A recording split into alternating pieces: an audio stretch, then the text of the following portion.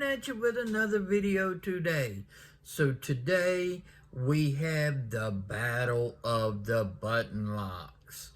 Really excited for the battle of the button locks, but before we flip around and get into the video, let's do a quick wrist check.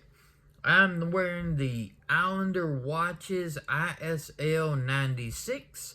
This is the Seafoam Green Monster. I love the Monster style cases.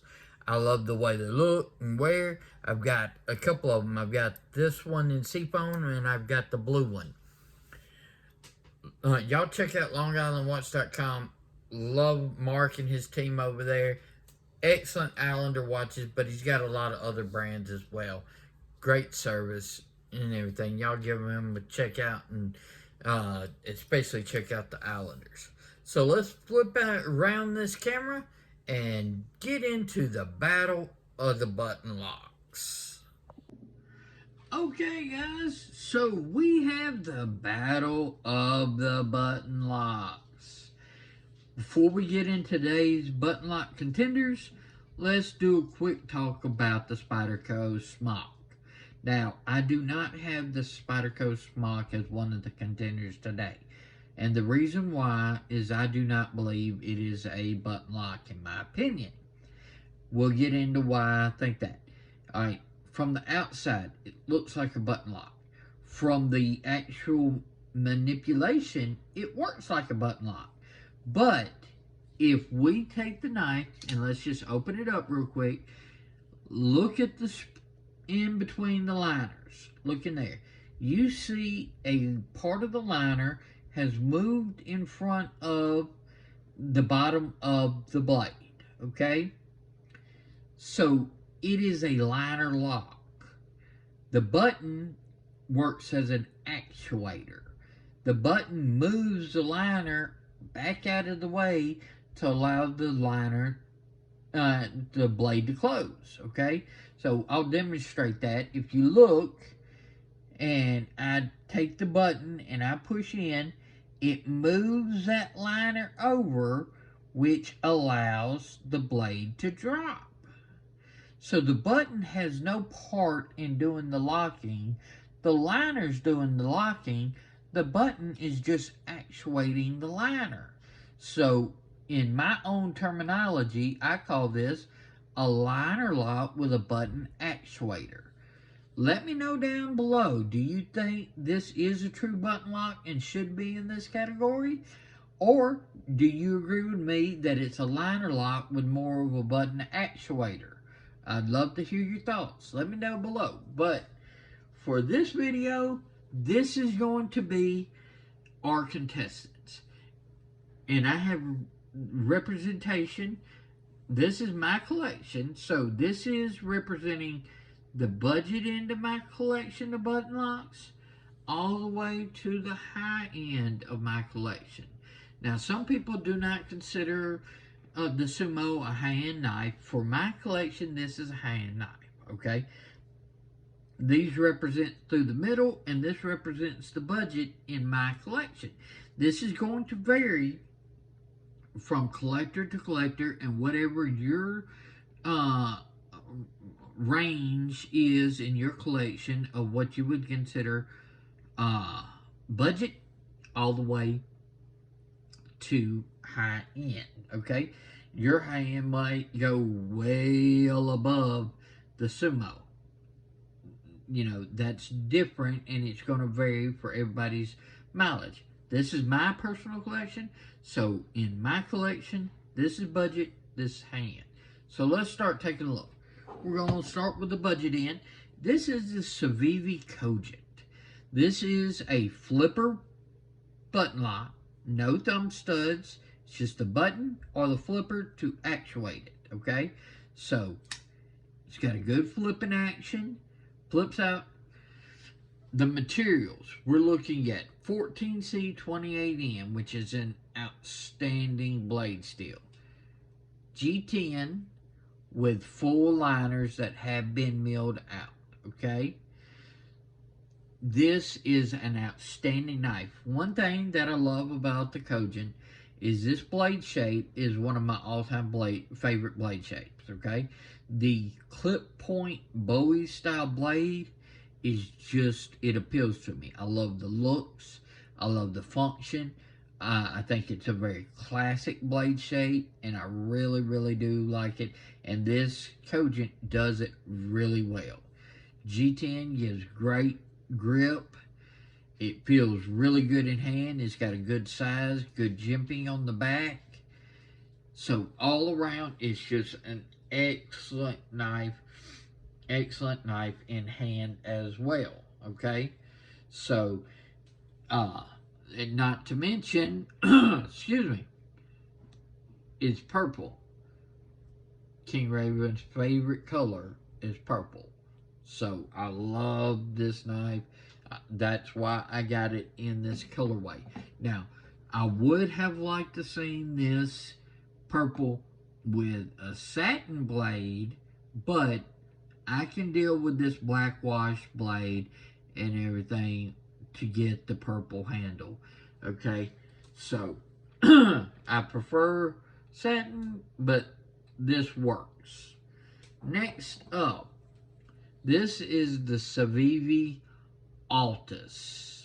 Okay, now this one is in green micarta and black hand rub Damascus. Okay, this has a nice drop point to it. Okay, so this would be considered a drop point blade. It's a smaller knife, but it's still really good in hands, good jimping. This is thumb stud only, no flipper tab. So you've got the buttons or the thumb stud. It fits really good in hand. Now, I have, just for reference, I would get medium-sized gloves if I'm going to pick out gloves. So, in my medium-sized gloved hands, this fits no problem. It doesn't have a forward choil and everything, and I still can get a full four-fingered grip. Not a problem, whether I'm holding it like this or thumb up here on the jimping. So that's the Civivi Altus. Next up is the Protec Ferrum Forge, released by Drop, Mordex. This is one of my favorite Ferrum Forges. The only Ferrum Forge that I have in my collection that it is above the Mordex is my Archbishop 3.0. So this Mordex is outstanding. I love Ferrum Forge designs. This is a flipper only. It doesn't have any thumb studs, so it's the button or the flipper, just like the Cogent, okay? So the action on the Mordex is outstanding. It flips right out. On this one, we're looking at 20 CV. We'll see right there, CPM 20 CV. This is using aluminum handles. Now, the Mordex is available in smooth-sided aluminum handles, or I opted for this milled because I like the way the milled looks, as well as it gives a little bit more grip.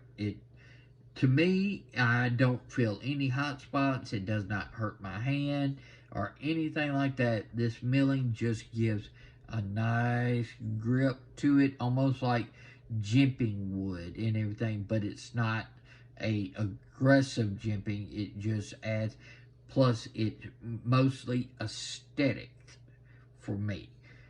Great finger tool. The blade shape is a very classic drop point. Okay, sort of drops a little bit down. Really big belly. Love the blade shape of the Mordex. It's just an all-around excellent knife. Okay, that is the Ferrum Forge Protec Mordex. And now, for the higher end, is the Jake Hoback Sumo. Now, where the Cogent and the Mordex is flippers, and the Altus is a thumb stud. Well, the Sumo is a master of all. The Sumo has a flipper tab like these. It's just a subdued flipper tab. The Sumo has thumb studs like the Altus. It's just a different shaped thumb stud. It has a button lock like all three, but the Sumo also has this sort of like fullered out section. I know some people might be able to get their finger up underneath there and do like a middle finger flick out, or some might even be able to thumb flick with this ridge. You can very easily pinch grip it out, okay, using it almost like a nail nick.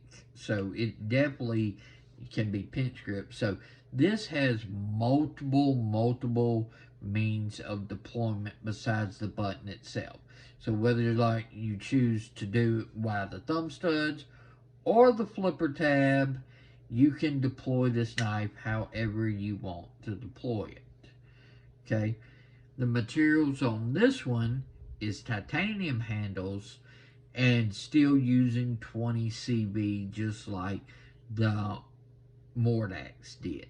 Okay, 20 CV blade, titanium handles with titanium hardware.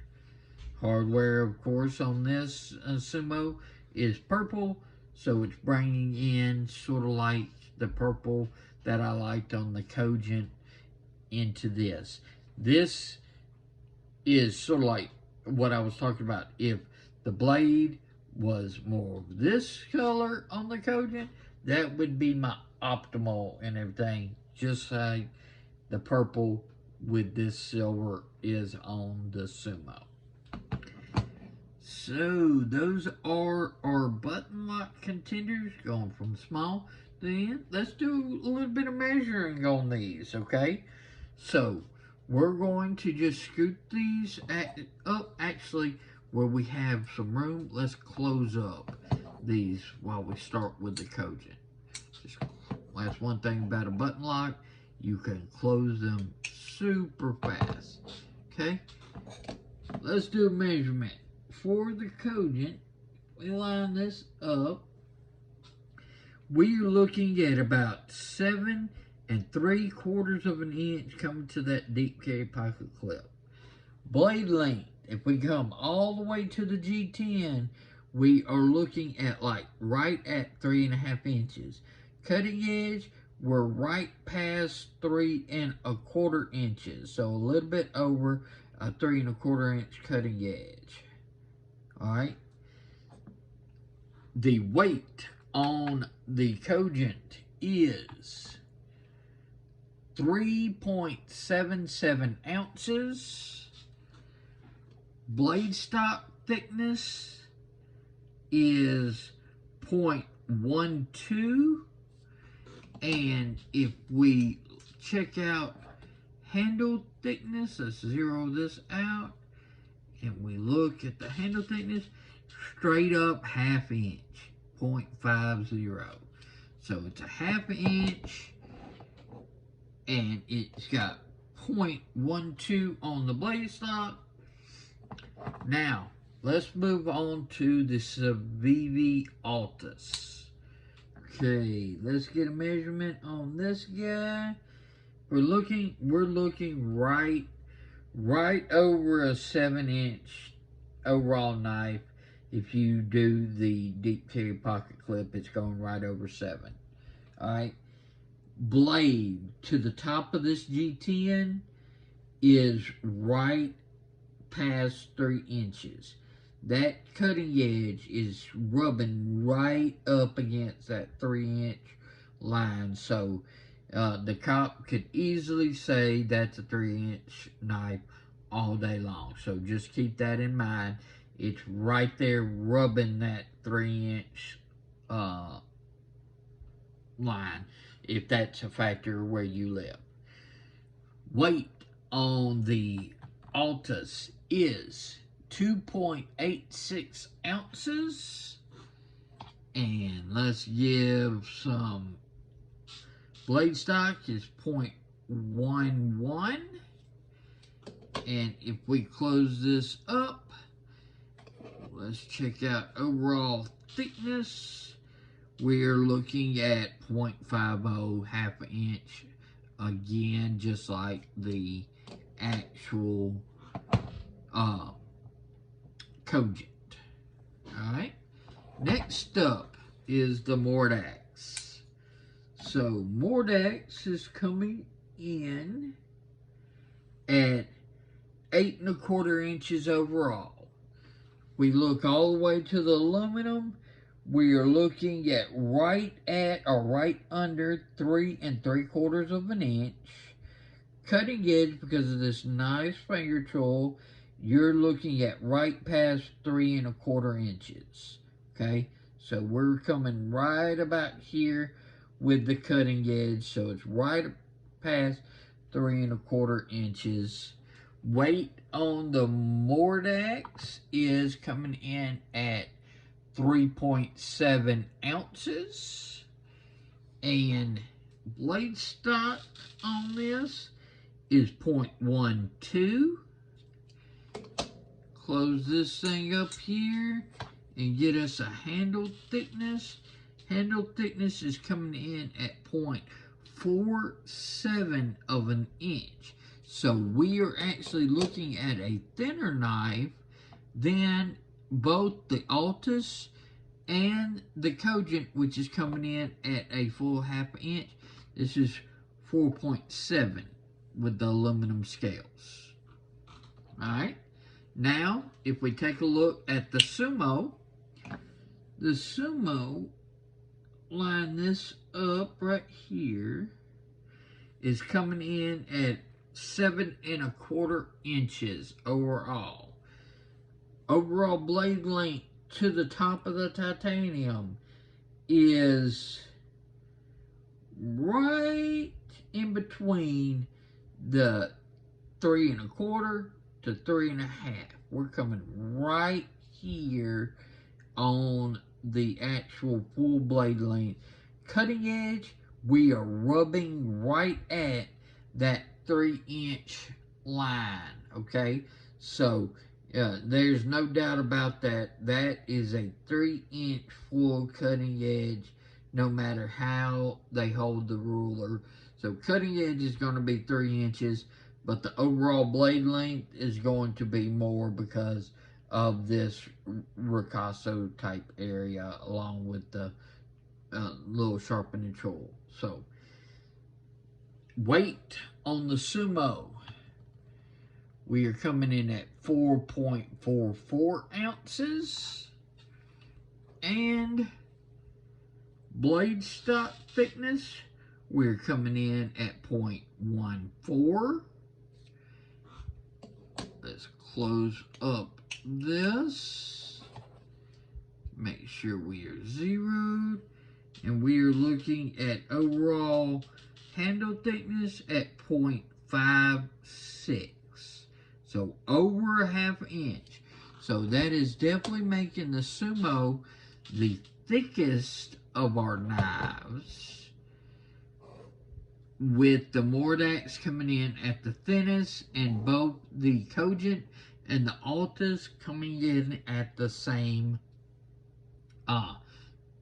overall thickness. So budget in, you can get the Cogent base model like this with the G10 14C 28N running right in the $70-ish range, but they do have the upscaled version of the Cogent with the micarta and Damascus, which brings it up into around that $100 range of the Cogent. Okay, so this is the lower end option of the Cogent. It's what I would be considering what they call the base model. Okay, now the Altus is the Damascus micarta version, so it's coming in that $100 range, But you can get the Altus in the base configuration with the G10 and the regular blade steel, like you would the Cogent, and it would be putting it in that 70 some odd dollar range. So these can flip-flop, okay, depending on if you go for the Damascus with micarta or if you go for the base model colorways. These can run the same price. In this setup, this is the budget at the 70 something. This is the step up at around the $100 range. Now we're coming to the Mordex. Now the Mordex is very hard to come by right now, and so you're really looking at aftermarket. But uh, brand new and everything, these were running in the around the $200 range, and depending on where you got them, you might find a little bit below, you might find a little bit above. So just depending on where you got it from, and where you found it and when you found it, the Mordex is right around that 200-ish range. And then the Sumo is still available. You can find it when they do different drops. It's pretty, readily available. I've been able to find it at multiple retailers, but the Sumo usually runs right in that 550 range and everything. So that's usually right around the range of this particular knife. Now, the difference for sure is location of manufacturing. These are both USA made. These are both made overseas. Okay.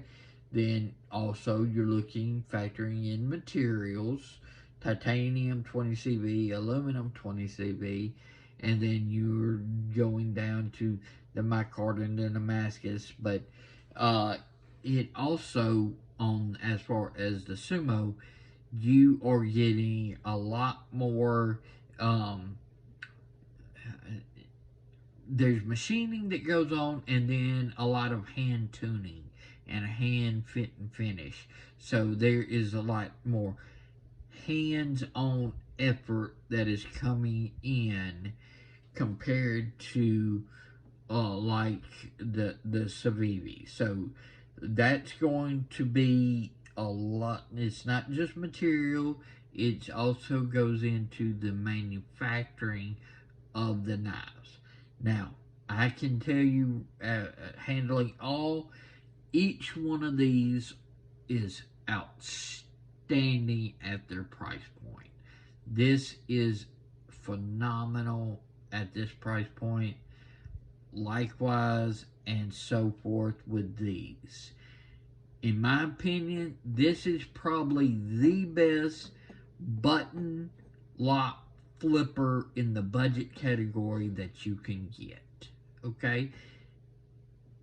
So far, this is the best thumb stud button lock in the budget category that I have experienced. Civivi is fixing to come out with another button lock knife this year.